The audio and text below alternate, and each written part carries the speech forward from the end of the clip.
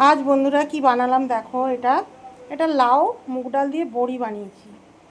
বড়ি দিয়ে মুগ ডাল দিয়ে লাউ দিয়ে ঘন্ট বানিয়েছি। হ্যাঁ, আর এখানে বানালাম দেখো, মটর ডালকে ফাটিয়ে আদা টাদা দিয়ে বানিয়ে রেখেছি, সব প্রস্তুতি করে রেখেছি। এবারে আমি রান্নায় বসবো আর কি। আর এখানে সামান্য একটু উচ্ছে আলু ভাজা করব বলে রেখে দিলাম। আর এখানে ডুমো ডুমো করে আলু কেটে এই যে আমার বড়ার ঝোল হবে। এখানে কড়াইটা বসিয়ে দিয়েছি, এখনও গরম হচ্ছে। এদিকে অন্ন হয়ে এসছে প্রায় কাছাকাছি। তো এই হচ্ছে আজকে আমার রান্নার সিস্টেম। হয়ে গেল 10টা বেজে গেল। তো এখনও পর্যন্ত রান্না বসিয়ে আগে গুছিয়ে নিই আমি, তারপরে রান্না বসাই।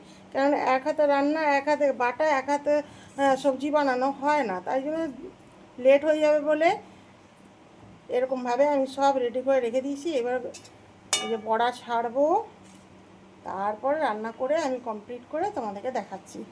পরে ভিডিও দেখতে থাকো। হরে কৃষ্ণ, হরি বল।